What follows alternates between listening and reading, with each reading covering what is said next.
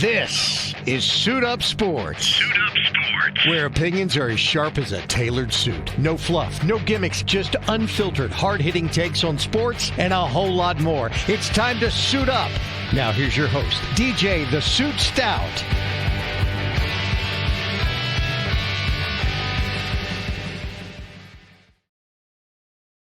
Welcome to Suit Up Sports. I'm DJ the Suit Stout, along with 10-year NFL vet Frank Garcia. Frank, how you feeling this morning? I'm feeling good. Had a good day yesterday with some of the bets that I made. Took Seattle plus the points, and it really minus the points, and it really wasn't ever really close, to be honest with you. Kind of a boring game, but had fun. Had a great time.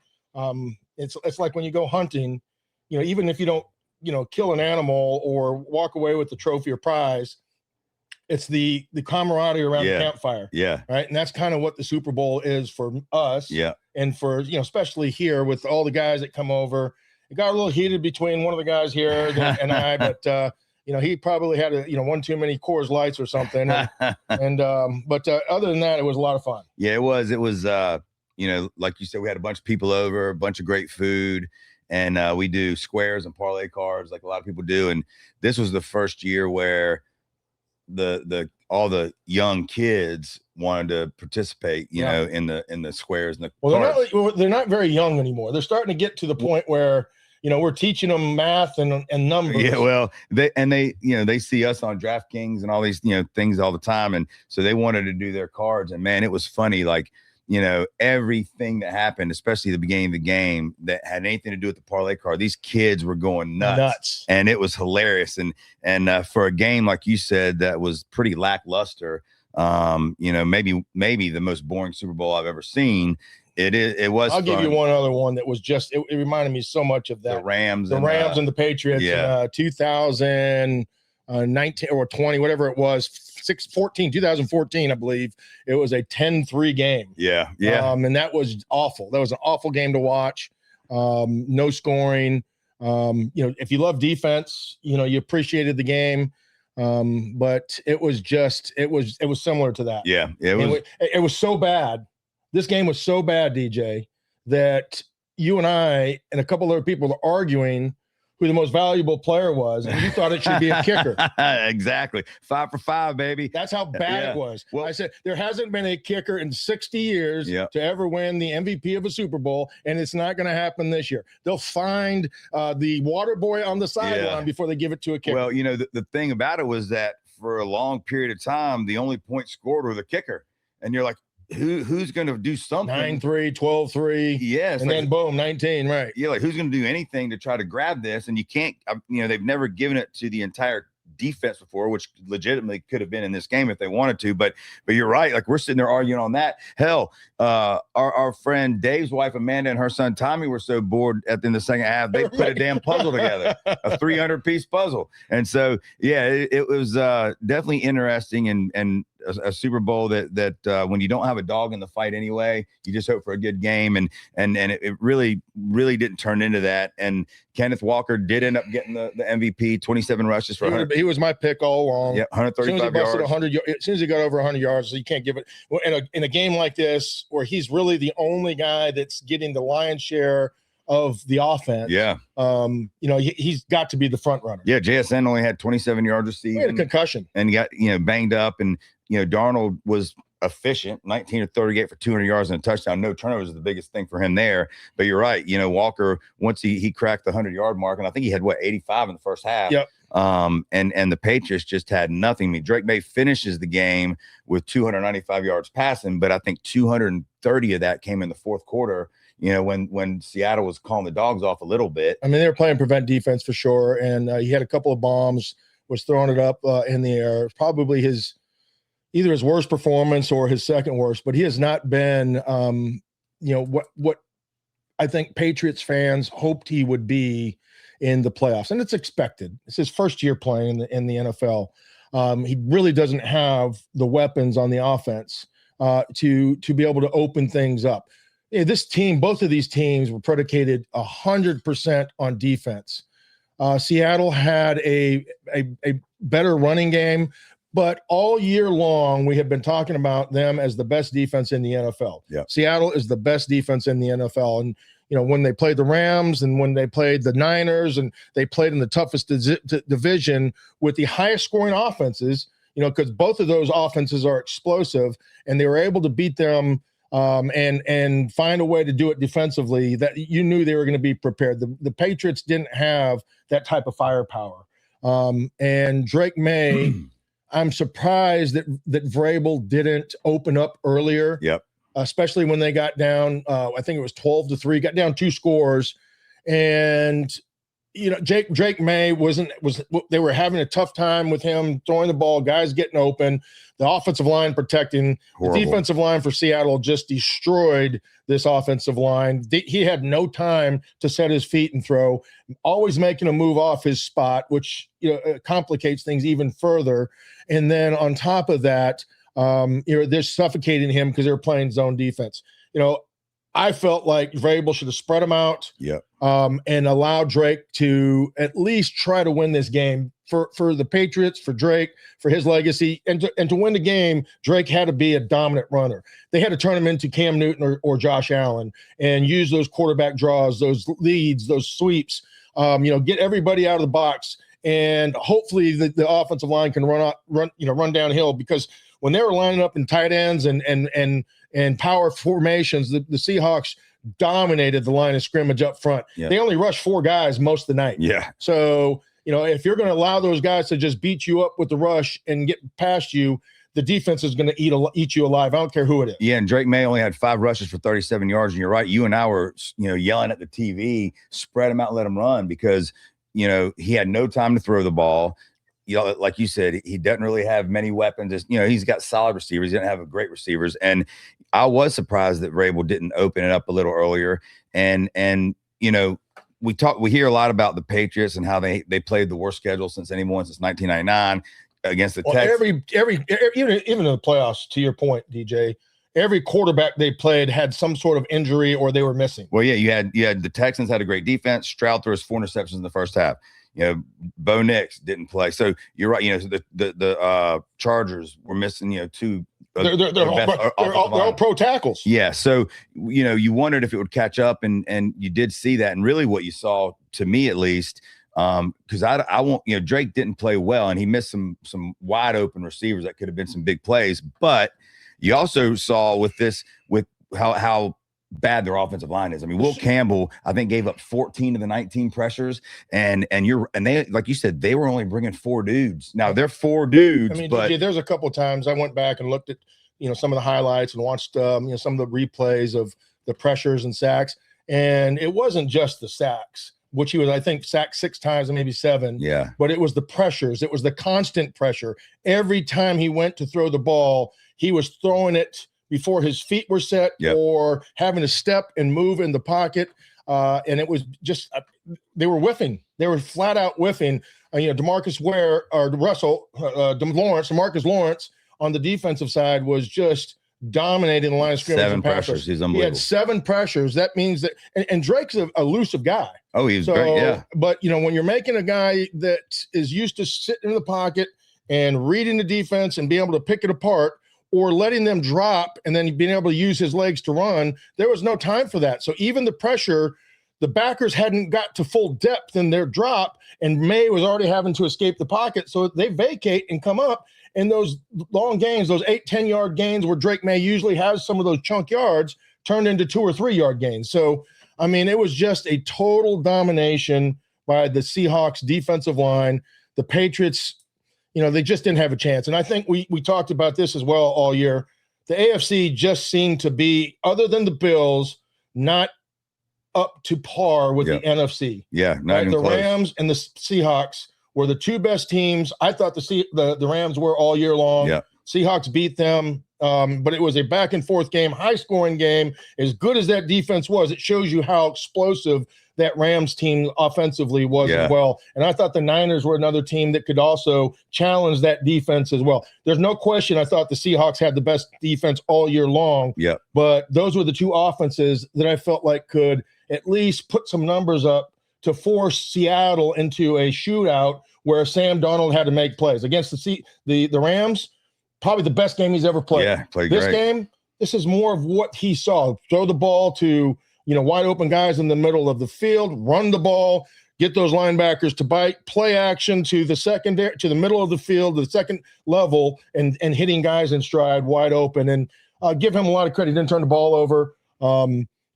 Maybe not his best game, but he didn't have to be. The defense was that good. And, I have some buddies that are Patriot fans, and I was talking to a couple of them this morning, and I said, look, I know obviously losing the Super Bowl sucks. We're Panther fans. So you've actually lost a game you played in. I've been to Super Bowl when my teams have lost, the Giants and the Panthers, and it does suck. But I said, if you look at the big picture and you're the Patriots, you came out of nowhere. No one expected you to be here. And you've got a quarterback who's the real deal. You got to fix the O-line. You got to add some weapons on offense. And you would think, and there's no guarantee that you get back, but you would think with Drake May only being 23 years old, that if they fix those issues, and they fix a hell of a lot of them this past off season, that, you could be back again. And there's, I still have no doubt Drake's going to be one of the top 6 quarterbacks in the NFL. He not quite yet, but yeah, but I think he will be. He will be in succession to be there when this tier of 5 guys go. Right. Go get older or go away. He'll be that next right. 5. So you still got to feel good about the future. And listen, the off season starts February 17th. I was looking at all the dates of when everything starts. And so on February 17th, the window for franchise tag next week opens up. That's next week. Right. And then February 23rd through March 2nd, you got the NFL Combine. So now we'll be watching all these prospects, getting excited about that. March 9th through 11th is the legal tampering window, when you can start signing guys without signing guys. And then on March 11th is when free agency begins. And then the draft is April 23rd. So the NFL does a good job of at least keeping your attention rolling through April. And we'll be talking a lot about the combine, the draft process, who the Panthers looking at, and we'll dive back into them a lot more, free agents, who they're going to sign, who they're going to lose. But yeah, if you're a Patriots fan, and then if you're a Seattle fan, and hold on before you go on to Seattle. I want to mention something about the Patriots. And Patriots, you're right, aren't far away from being real. I don't know if they need to fix the offensive line per se. I think they need to get more weapons, because it's almost like the trickle down effect, right? It's the chain reaction. If you don't have this, then this is going to happen. This is going to happen. That's going to happen, type of thing. Where which is greater? Is it the offensive line? They've used some high draft choices. Well, Will Campbell was a 4th pick in the draft at left tackle, which people questioned his arm length and thought he would probably be a guard. And I can guarantee he'll be a guard next year. Well, I don't know about that. They're going to have to find a left tackle. They were in the Super Bowl with him at left tackle. It's true. So you give him a couple of weapons where he doesn't have to maybe maintain those blocks, or doesn't have the length to control those longer, those more elite pass rushers. It opens things up. There will ultimately be times where they may have to help that, but we said the same thing about our left tackle when he was out there from NC State. He's done a pretty good job. Yeah, he's gotten better every year. As he's gotten better every year. I think Will Campbell will do that as well.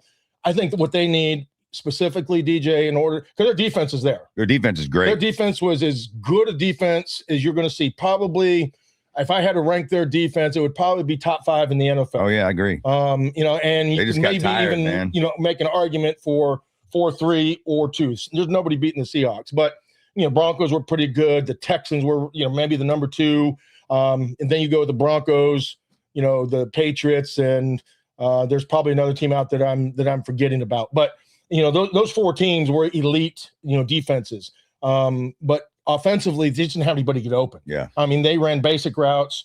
They didn't run anything over. There was no separation with receivers. And give the Seahawks a ton of credit.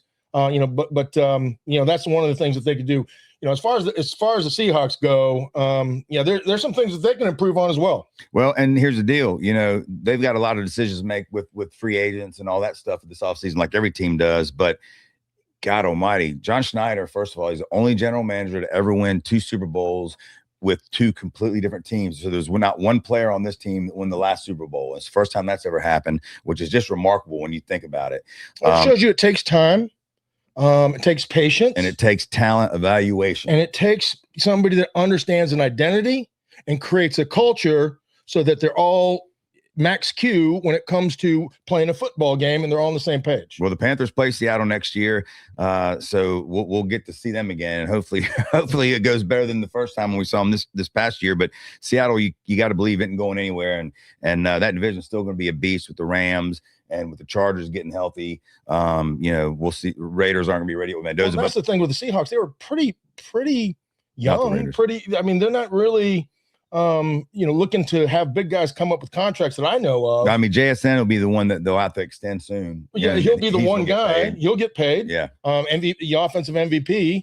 But as far as the offensive line, the defensive line, they're all young. They're all relatively young. They had the safety from South Carolina. Yeah. He's a second-year player. First year player. Yeah, he's a rookie. In the running for rookie defensive player of the year. Beast. And what he did, very similar to what Cam Chancellor. I mean, they have guys in place to be good for the next 4 years. Kenneth Walker is a free agent as well, so it'll be interesting to see what happens with him. Do they keep him, or they seem to kind of plug and play at the running back. Running backs, when you have that type of offense, as we've seen here with the Panthers, you can plug and play guys, and unless you have the Adrian Peterson, the Marshall Faulk, the Christian McCaffrey, those types of guys that are going to be, or Saquon Barkley's that are going to be just the best players out there, you can plug and play at that position. And he's a plug and play guy. He's nothing special. Yeah, he's a good player. Yeah, but he's a plug and play guy. Yeah, and he had even lost reps to Charbonnet a lot this year. So it'll be interesting to see what they do. But they're not going anywhere. They got a great head coach, great general manager. So we move on from the NFL. Before we move to the next topic, I do want to say congrats to Ted McMillan, Offensive Rookie of the Year, and then we definitely want to say congrats to our boy Luke Kuechly, Hall of Fame. Deserved. We talked about that last week on the show that we both thought that he absolutely should get in, and he did. So he'll be the second Panther player to wear a Panther helmet into the hall with him and Julius Peppers. I think he goes down. And this can be a debate. We could put a poll question up if we want. Who's the greatest Panther of all time? But I think this puts him at the top of the totem pole. And I know Julius Peppers was first. He was also a first ballot Hall of Famer. He had a longer career. He played on multiple different teams. Luke Kuechly had a 8-year career, all with the Panthers, 7 times All-Pro, Rookie of the Year, Defensive Player of the Year. It just I can tell you, having played against the greatest players at that position of all time. Yes, Ray Lewis. Yes. Guys like Junior Seau, Brian Urlacher, Derek Brooks. You could go on and on and on with those guys that have played that position. Luke Kuechly is equal, if not better, than Ray Lewis. And I played against Ray Lewis multiple times. Ray's a great player. I mean, maybe the greatest. Yeah. And when I say 1 and 1A, I wouldn't be. I couldn't put an argument. Or would agree with an argument for Ray Lewis or Luke Kuechly as number 1. But those two guys in any era would be the greatest middle linebackers to ever play. And because of that, I think that's what puts them at top of the totem pole, for the Carolina Panthers and, the best Panther of all time. Well, now the next one that we're waiting on is hopefully Smitty getting in there here in the next year or two. I know we both think that he deserves it, and hopefully he'll get in the next year or two as the next Panther player. Now let's move to the hardwood. Where you don't want to talk about the elephant in the room. The halftime show. I mean, we talk about how bad. Yeah. I mean, how bad the game was, but we got to talk about how equally bad. So it seems that's been the halftime was. That has been more of a topic than anything to do with the game. Yeah. So I watched both halftime shows, right? I'm good buddies with Lee Bryce and wanted to see him perform, and he crushed it. And so I did want to watch that. Watch the Bad Bunny when we had it on the other TV, and then I went back and watched it this morning so I could. I can only imagine you trying to watch Bad Bunny and understand a word, because you and I have gone to Mexico for 15 years together. Right. And you can't even pronounce guacamole. I can't even say pico de gallo. Yeah. Correct. So trying to listen to understand what he was saying, it was impossible. And I'm putting you on the spot. No, but 80% of America, there's a lot of Hispanics. 70% of America was probably in the same boat. Well, here was my thought on it. So number one, I never knew who Bad Bunny was until I saw Happy Gilmore 2. and he was if you didn't know this, he was the caddy for Adam Sandler, and I thought he was funny as hell in the movie. I've never even heard of him, and I'm Hispanic. I mean, my family roots is in Hispanic music. Well, that's the only reason I heard of him and knew who he was from Happy Gilmore 2, and I thought he was funny as hell in that movie. Didn't even know what kind of music he was. I didn't know. So I watched the halftime show with him, and here's my thought on it. Number one, I thought, the idea of why Bad Bunny? Well, I don't know that, and that's an argument because I don't know. I don't know why the NFL. It wasn't the NFL. And Jay-Z chose. Jay-Z was the person that. The NFL has to make the choice. Well, when Jay-Z's paying the NFL to get his guy out there to help promote him so that he can build his brand. Well, my point is this: with 60 million viewers, if you want to tell the story, and evidently, again, because we couldn't understand any of the words in the songs or anything. The production was cool, and there's a lot of cool stuff going on. But if you want to tell the story about Puerto Rico, which is from what I've read, what that was, then at least let us understand it. At least have subtitles so I can follow along with it. Because I would have no problem. Okay, let me follow along the story. That's like going to a movie that's in French and not having subtitles.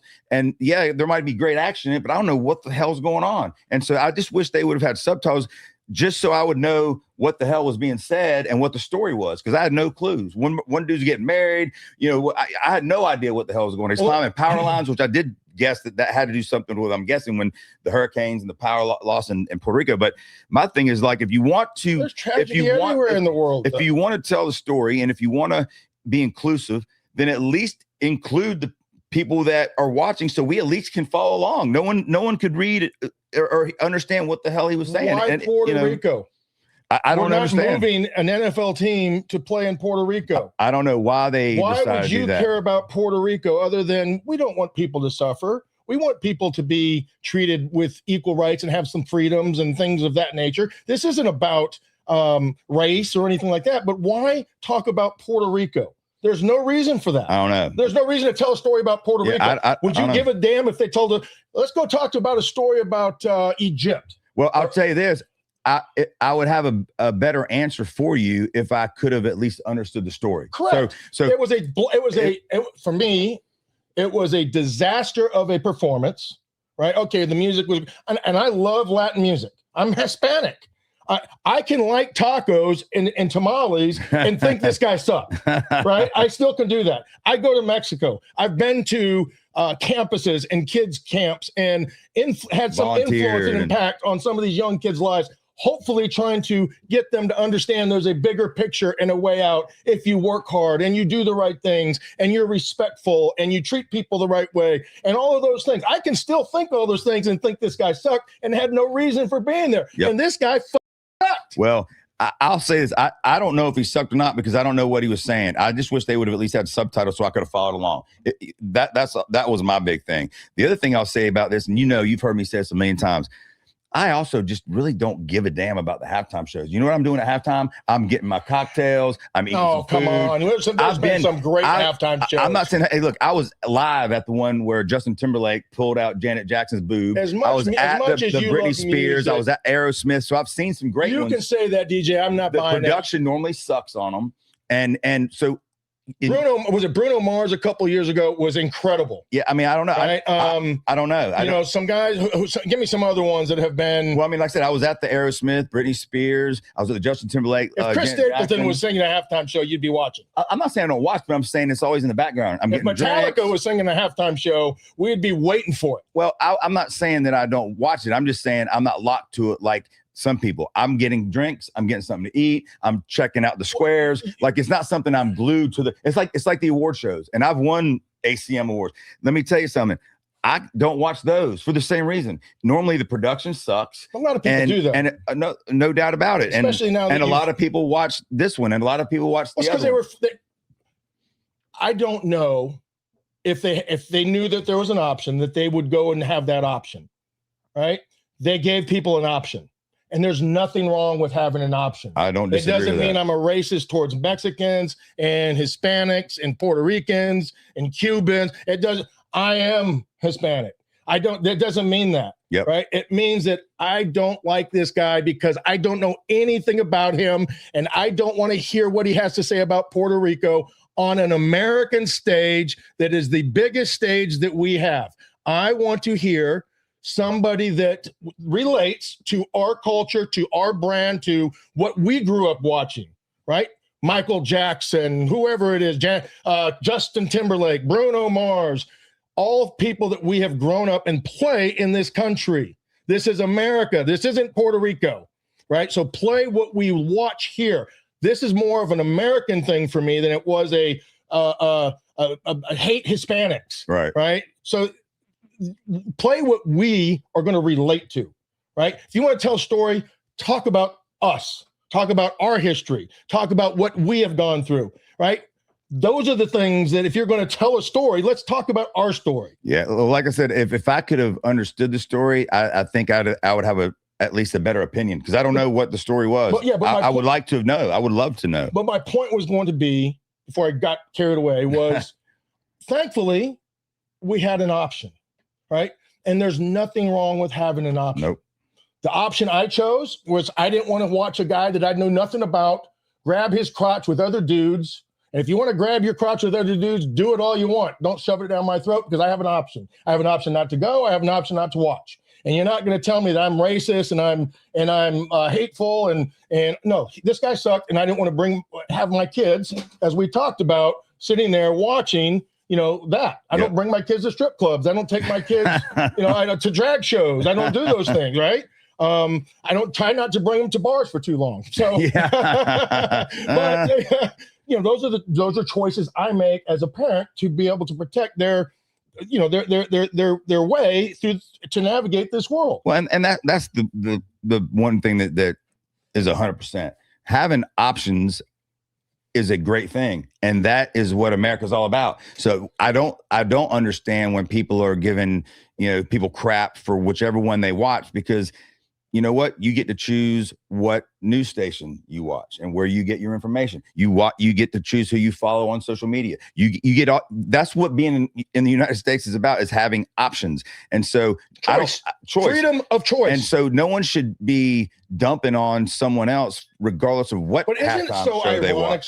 But that's where we live today. Everybody has to get a title and a label, and if you didn't, it has to be judged. And it has to be judged. I can't have a conversation from you because I support Trump and you don't. You must be a bigot. You must be a racist. You must be a fascist. You must be this. You must be that. No, you know what? I'm not. I'm not any of those. You haven't spent 1 second to get to know me. Have a conversation with me, and we can work these out. The funny thing is, I probably think a lot like you do if we were to sit here and have this conversation. The problem is that people are being forced on both sides to pull away from the middle, right? They're choosing to pick sides because people like me and you and other people out there are sick and tired of having shit shoved down our throat and trying to call it, potato salad. It's right. And I don't agree with it. So don't shove it down my throat. You can have your conversation. Yeah. We can talk about this. Listen, I've got friends when it comes to politics, religion, sports, that we are on total different sides of the fence. And we'll still go have beers together. We'll still go to a concert together. We'll still go to a game together. We'll still watch games together. And we still enjoy each other's company, even though we couldn't be further different apart on our opinions. That should be okay. And guess what? For anybody who thinks for themselves, anybody that does their own research and doesn't just get a funnel of information from one thing, instead of going around and checking out the other opinions to see maybe there is something there. And I'll give you an example. This is a perfect example. You watched Bad Bunny. Well, but you would have never watched Bad Bunny. No, you watched him because you wanted to be educated. And guess what? I wish I could have known what the hell he was talking about, because I probably would have found it interesting. But a friend of mine made a comment about, I'm going to watch the All-American Super Bowl show, which is, by the way, what it was called. Yep. And this other person who's Latino took offense to it. And my friend said to them, I meant no offense. We're going to have them both on, but that's what I watch. We're friends with, Lee Bryce, Brantley Gilbert. So I want to watch that one. And it became an issue to the point where my buddy had to call this person today and have a conversation. And even, and I told my friend this, okay, even if I assume, by the way, because I can't sit here and tell you how a Latino person is treated or feels, or what they have to do. Let me finish what they have to deal with on a day-to-day basis, what their kids may have to deal with at school. I have no idea. I can't relate to that. But guess what? I'm interested. Tell me. I'd love to talk about it, because I don't know everything. And I'm not saying that the way I think on certain things is the right way. Tell me. I'm wrong all the damn time.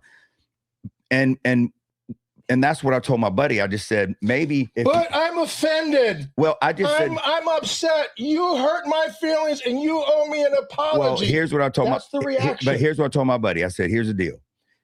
If I would look at it this way.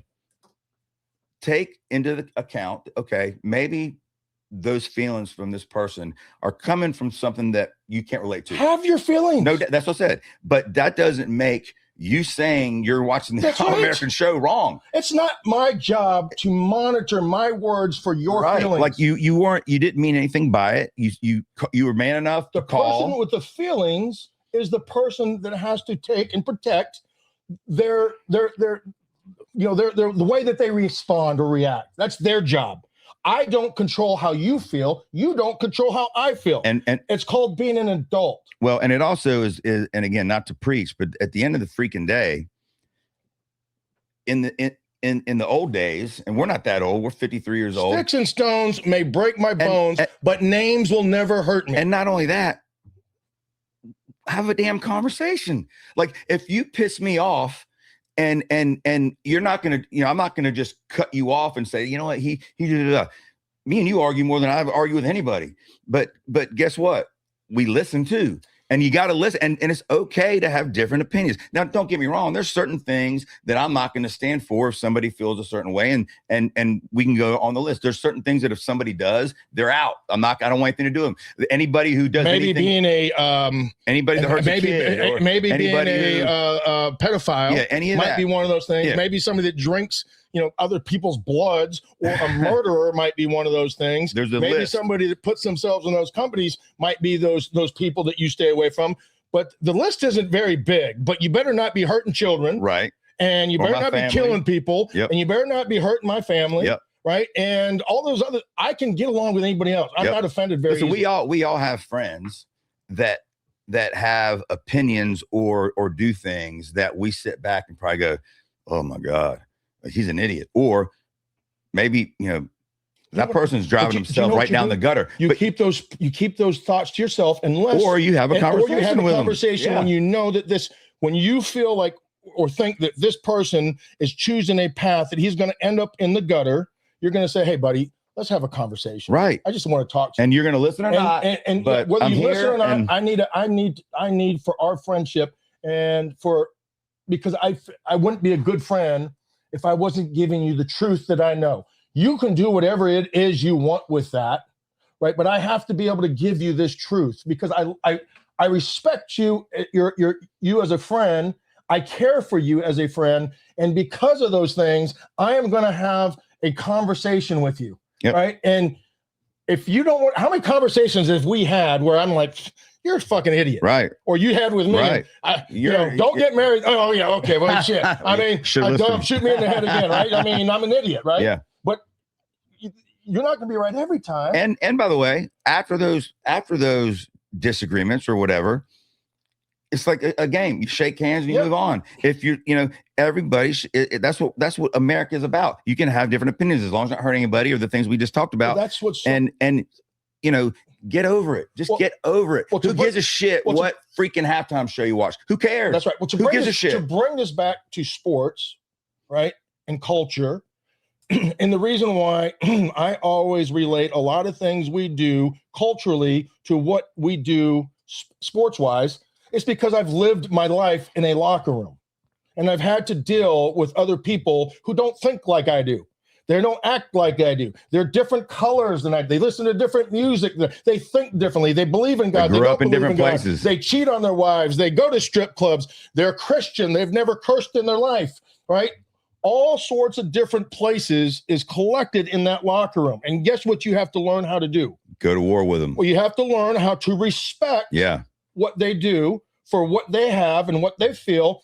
But when it comes to what we have to do, a job, right? We have to be on the same page. Yep. As long as we are on the same page, I don't care if you're gay. I don't care if you don't like this or do like that. If you're not a Christian, or if you are a Christian, we have to assimilate to them. We have to learn them, and we have to respect their differences of opinions, as long as when we go out to do what we have to do, we're on the same page, period. Yep. And our culture is telling us, no, right? You don't think like me, so screw you. I don't want anything to do with you. I'm cutting you off as a friend, right? And I don't want to ever talk to you again because you like a red man with big white hair, right? I'm not going to do that. And I am going to believe what my side of the media is saying and not listen or think or think outside the box to go learn a little bit of what the other side might be going through or what they're hearing. It's called Occam's razor, right? You have a line where everything is being fed, and all you're doing is gathering your feelings, your thoughts, and your opinions from this one side. And same thing is happening on the other side.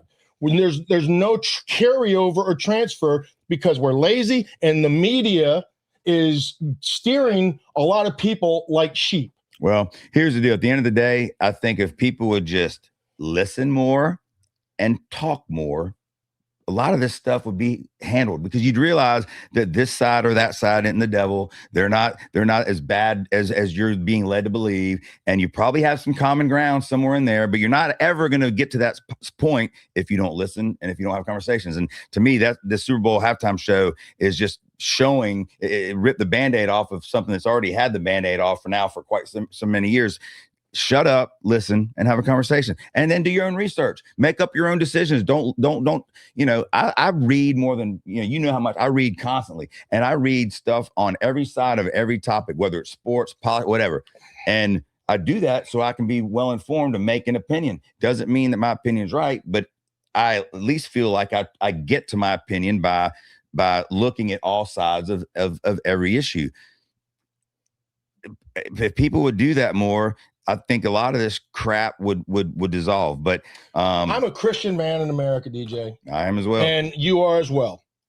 And our God tells us to forgive, to love all, to all the. I am not a hater. I don't hate people. I don't hate sinners. We're all sinners. You know what I hate? The sin. I pray for you as a sinner to do differently because of the sin. It's like when you see somebody going down the gutter, you're going to have a conversation. If you know there's a snake and you're in the backyard and it's in your backyard, if I knew there was a snake in your backyard, wouldn't I have some sort of obligation to you as a friend to tell you, I saw a snake back there and be careful when you go out there because it might bite you. If I didn't, what kind of friend would I be? Mm-hmm. All I'm trying to do with the way that I approach things is let people know that there's snakes in the garden, and I don't hate you at all. I'm just trying to warn you that there's a snake out there, and if you go out there, that's your choice. I'm not going to stop you. I'm here to warn you. Well, and like I said, I also think that if people would worry about their own house, and for lack of a better word, instead of being so caught up and letting what others are doing, again, unless they're hurting people, doesn't even need to be said. Well, we have laws that we. I know I've got enough shit in my own drama-filled life. Trust me, I am no saint. We're all sinners. Handle your own business. Listen and don't be afraid to have conversations. I think a lot will be solved. That's it. Let's have a conversation now about a game that you and I both took it on the chin. Saturday night. Thankfully, I'm happy to take that Carolina one. Duke. Oh, that one. No, yeah, Carolina Duke. I thought you were talking about the Hornets. Oh no, we'll go to them next. No, I speak about something good. Yeah, not I know. I got the Carolina fans. Now, you want to talk about somebody you hate? Yeah, the Tar Heels. Well, that we talked about the rivalry Friday, and how it's the greatest in college sports in our opinion. And the game didn't disappoint, man. I mean, it was bad. Duke had to lead the entire game, but every time we thought we were we thought foul. Well, there was foul. Duke was in foul trouble. Foul. Yeah, and Carolina had one foul called against them in the second half. Regardless, though, no, foul. Yeah, I just think this about that game. Every one of their big guys was in foul trouble. And one of them fouled. One of their best defenders fouled out. Yeah, but 7 minutes left. It was 7 minutes to go in the game, right? give Carolina credit for continuing to attack. Yeah, their second half game plan was spot on. They started going inside, knowing that Boozer had two. Foul. And there was a foul. We had our big guy in 3 fouls in the first 7 minutes of the game. Boozer had 2, I think, in the first 5 minutes. But he didn't foul the rest of the game because he tried to stay out of foul trouble. So he had to allow the aggressiveness of Carolina to get to the rim. Well, and here's the other thing too. Take the fouling part out of it. How? Well, I'm just saying too. With that being said, Duke was winning the entire game to the last shot, and that was with Evans 4 for 14. He played awful, and he's not an offensive guy. Boozer 24 for 11, but it took him a long time to get there. Right, first half he got off to a slow start. Foul. Foul. He couldn't do it. I don't think. I mean, listen, you can't tell me that both sides can go and say that there were calls that were missed. I mean, there was what I thought was an obvious charge in the second half where but my Carolina buddies say it was a block. So Carolina and Duke fans are always going to argue about the refs in a game like that. But I do know this: Duke was winning the whole game until that last shot. So if Evans, who's normally a damn good 3-point shooter, is better than 4 for 14, if Foster doesn't have 5 turnovers or whatever it was, and he did not play very well. and if Sarr didn't pull Xavier Legette's and gets his damn foot an inch back behind the 3-point line, there's 2 points that were gone because he did it twice, and he had a great game. But I do want to give credit though to number one, I think Hubert's second half game plan, knowing that Duke was in foul trouble and the way they attacked the rim, knowing that Duke was going to not be able to be as aggressive as they would usually be. Caleb Wilson in the first half was unbelievable. I mean, he carried, I think at one point in time, he had 16 of their 24 points or something like that, finished with 23. Visser, who didn't have any points in the first half, finishes with 13 and 11, including the big 3-pointer that set up once Boozer missed the layup, and then Trimble with, just a wide open 3-point shot. He was 1 for 1 from 3-point in the game, a 36% 3-point shooter on the season, but he finished with 16 points. And not only does he play just tenacious defense, for him to come up and just hit that clutch shot to win the game at what we thought was the buzzer. They ended up having to put 0.4 of a second on to clear everybody off the court. But at least it lived up to what Duke Carolina games usually do. It was a great game. Well, it's gonna provide some juice for the next one. No question. Because as a Duke fan watching that game, we both thought, with about 2 minutes to go, the game was somewhat in hand, and Duke went cold. Boozer couldn't score. He missed a couple of wide open layups.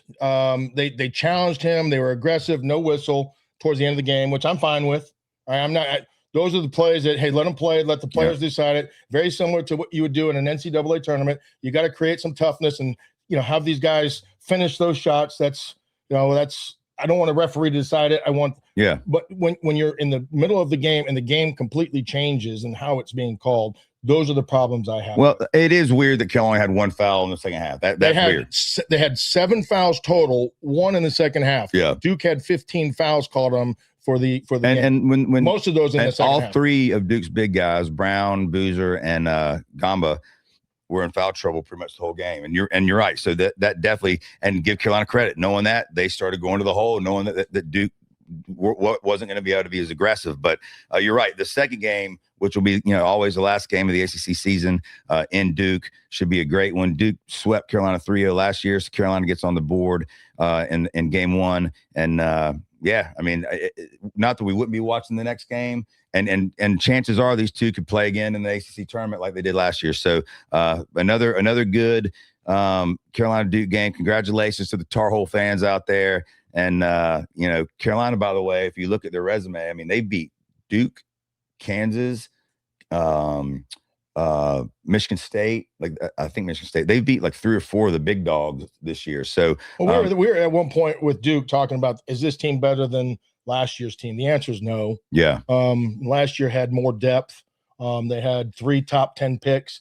The number 1 overall pick and the number 5 pick, 4th pick, yeah, 4th pick, and then playing like the number 1 pick. Yeah, and both of those guys are fighting each other for Rookie of the Year. Having incredible seasons. We're comparing one to Steph Curry, and potentially maybe being able to break his record. And he's already surpassed for a rookie. Yeah.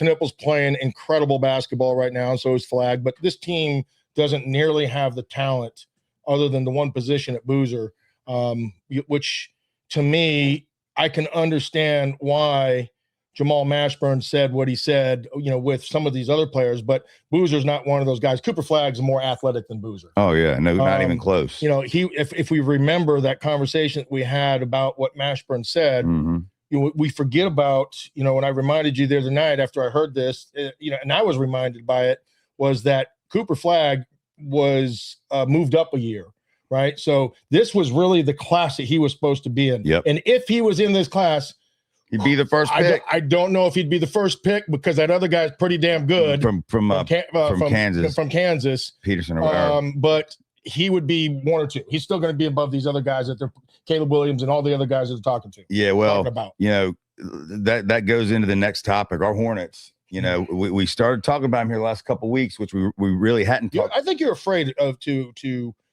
really give them the credit that they deserve. No, I mean, hell, I've been the one banging the drum before anybody. People were telling me that I'm crazy when I was banging the drum. So I don't think that's the case. But what I will say is they've won 9 in a row. Their starting 5 have played 16 games together, and in those games are 15-1 with wins at OKC, at Denver, at the Lakers. Big game tonight. Big game tonight. I'll be there. I can't wait. We're playing Detroit, the number 1 team in the East. The Hornets currently sit at 10th, so right now they would be in the play-in game, but they're only 3 games from. I think they've got a chance to get up to 6. To be honest with you, maybe 7. But I'll make this statement for the Hornets because I've made it to our friends, I've made it to you, and as you might have been a little bit premature saying how good you thought the Hornets were. I said they were healthy. I said this team's a playoff team. This is a top 3 team in the East for sure. I wouldn't say that. I wouldn't put them ahead. 15-1. They've won 9 in a row. It hasn't been since 1998 since they've had this type of record where they won 10 in a row. If they win tonight, they tie a franchise all-time record of 10 wins in a row. So if they win tonight, they will be on that. And I don't know who's going to beat them. They were tough in a game they needed to be tough. They hit shots where a game they needed to hit shots. They played great defense where they needed to play great defense against every different team. They played better and did what was necessary in order to win those games. Yeah. This isn't just an offensive team and juggernaut that's getting hot. This isn't just a defensive team that can't score. This is maybe the most balanced team in the East, including Detroit, including the other teams. They're as balanced as you're going to find, and their record over the last 16 games, when healthy, has proven that. Oh, they're 15-1, but I still wouldn't put them. They don't have the superstar. I mean, they got 3. They got really 3 players. That could be, where these other teams have them. These other teams have that superstar, Detroit, which concerns me in a big game because as a Suns fan, we had a lot of really good players too, but we didn't have Michael Jordan. We didn't have Magic Johnson. We didn't have Kareem Abdul-Jabbar.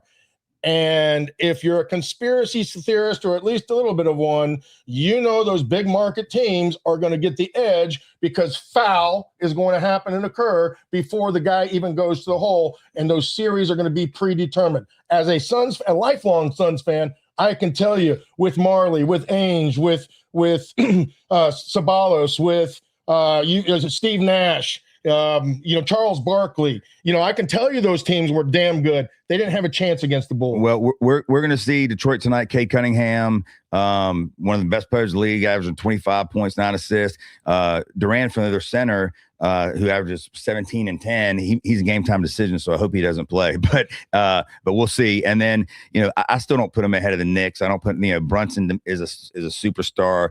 I mean they're loaded. And then I wouldn't put him ahead of the Celtics. I said top 3. I wouldn't put him ahead of the Celtics either. Well, who do you like for the Celtics? Well, I mean Brown's one of the best two-way players, if not the best two-way player in the NBA. I mean they're loaded. And then they got a guy that a Dookie coming off an Achilles that's saying that he could be back in here. Jason Tatum. Yeah, Tatum. So I wouldn't put us ahead of those 3. Do I think we're better than Miami? Yeah. Atlanta? Yeah. Chicago, especially after the trade they just made. Detroit, here's the thing about Detroit. They're first in the East, and they've beaten their resume looks great. they play a very physical brand of ball, and that's what I'm interested to see tonight, because the Hornets, we have been playing great defense. We have been, obviously, San Antonio played pretty physical against us as well. They did, and that was a great game. But I'm interested to see how we won by 7.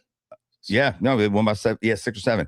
But what I am interested to see is how we play tonight against this Detroit team that has been out physicaling even the teams that are supposed to be physical, like the Knicks or the Celtics, who play a similar style than we do. So I think tonight will be a good test for them. My concern is the NBA factors into it, with these refs, right? And I hate to be that guy. I feel like I'm that guy today. Foul, Mr. foul. Ref, Mr.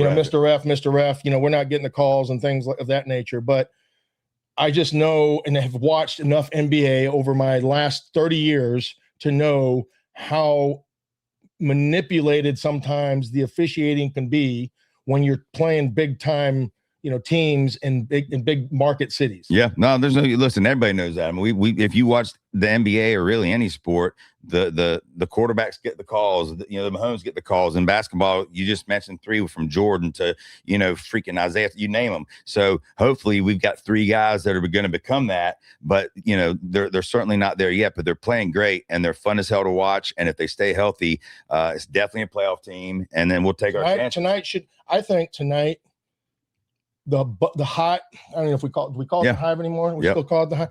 I think the Hive will be alive, once again. I remember some of those games at the old Coliseum when we first got here, DJ, and you couldn't hear yourself think. No, it was great. I remember the last playoff game that we played here at that arena, and it was as exciting of game as I've been to in a long time. We ended up losing the series, but I think tonight is going to have that type of buzz in this arena, because this city, as we've talked about, when you're good, I've been to the Panther games when Cam Newton and City shows up. In 2015, where they ran through Seattle and they ran through who was the other team they played in the playoffs that year, where they ran through them as well. And going to the Super Bowl, they destroyed both of them. Arizona. Yeah, so they beat Arizona and then Seattle in that order, and then on their way at home, where that crowd was electric. Even the playoff game this year, when we lost to the Rams at the end, I mean, the crowd was nuts, and the city does show up when we've got a product. And tonight, you're right, I'm jacked, because you're talking to a guy that didn't miss a Hornet game for probably 10 years. You're about as big a Hornet fan as I can remember. I mean, it goes with all your little bobbleheads you have over here. Well, like I said, when I'm Muggsy Bogues jersey, I was 15, I believe, when we got him. I never even really watched the NBA. My dad took me to a couple games, and I got locked. And this team, and I said it all year, if they can get healthy, which is a huge if, because Melo was hurt. Credit. Go into this game tonight with some swagger, some confidence. I think they will, and I think ironically, I think the last game we lost was the national televised game against Cleveland, and they wore us out by 20 something. Well, the problem is this isn't last year, whatever year that was. This is this year. I'm talking about this year against Cleveland. I think the last game this we isn't lost. the same team, and so this isn't the same team. That started the streak. This isn't the same team. That started the streak. The streak. So whatever has transpired since then is the direction this team is. But we are like, as fans of this team, as a Suns fan, as Panther fans, when somebody raised their hand, we're like that dog that shies away. So we're beaten into submission fans. But what I will say is, regardless of what happens tonight, if we get our doors blown off, that still doesn't. It's not going to happen. Well, and it doesn't make me think that we still are not going to be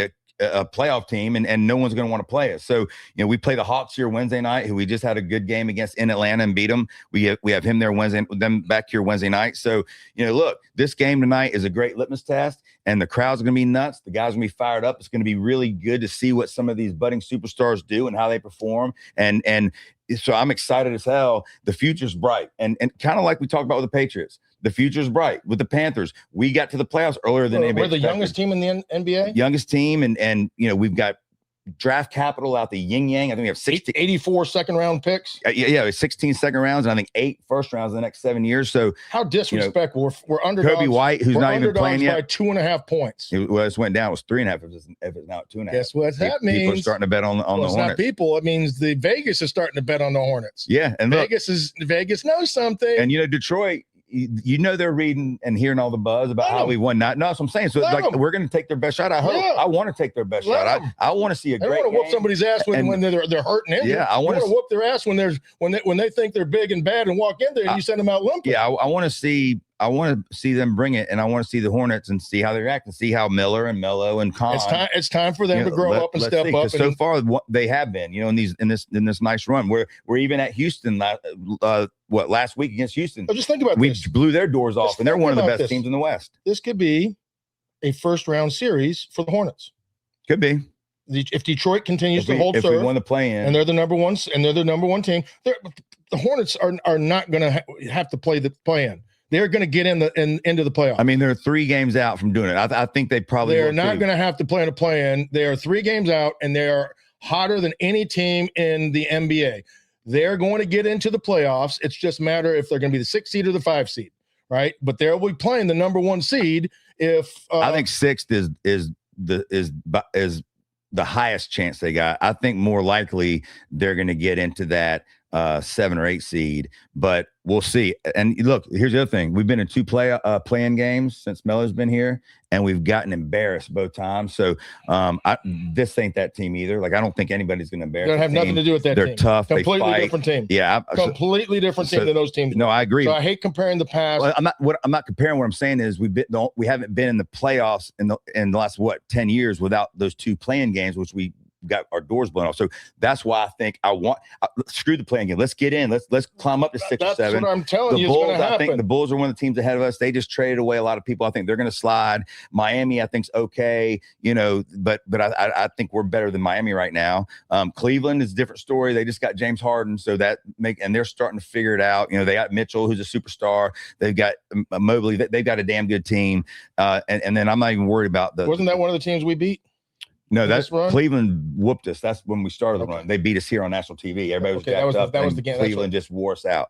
I think they were up 22 at halftime or something. But yeah, I'm excited about the game. It's fun to have the Hornets relevant again, and except once a year when we're hoping we get the ping pong ball to go right. I mean, yeah, we're not worried about the draft and tanking to try to get the number 1 pick. And look, Kobe White, the big acquisition they made during the trade deadline, isn't going to play until after the All-Star game, but he's going to make our bench a hell of a lot better. I'm so excited to get him into the mix, hopefully after the All-Star game. So future's bright, regardless of what happens tonight. But I'm pumped. I cannot wait to go to this game, and I wanted to start pre-gaming right now. I feel like it's almost a playoff game, and I think that I think you nailed it. I think the crowd in there is going to treat it as one. So it ought to be fun. We'll be back with you Friday and recap the Hornets week. They have 2 games by then. We'll start probably getting into a little bit of the Panthers off season and what to look for that with that. And college basketball, great game tonight as well at 9:00. Number 1 Arizona at Kansas. You're gonna see. If you want to watch a basketball player, an explosive kid, dude, watch this kid from Kansas, because he will be tested tonight. Arizona, and all the 3 games that I've watched them so far since we've been talking about this, I started watching the Wildcats a little bit more. And this team is tough. They're explosive, and they can beat you in a lot of different ways. It should be a great game tonight. Yeah, I mean, they beat UConn on the road, so this will be a great test. Beat them. They're blowing people out. They're legit, and I think they're the best team. They're a 1.5 favorite, by the way, which I'm gonna be all over that. Oh, Arizona's only a 1.5. That's what it was earlier, so I'll be all over that. Beat teams by 30. Yeah, so I'll get out of the Hornet game around 9:15, just in time to watch that. And was that 10 o'clock kick start? 9 o'clock. 9 o'clock. So I can't wait for that. But where we're gonna watch that at? I'll text you on the way home. All right, I'll text you on the way home. I got one bar that I know that we usually frequent down the road that I actually won the first quarter of the. You find the extra seats tonight for that Hornets game? Let me know. I will, brother. Everybody have a good week. We'll see you Friday.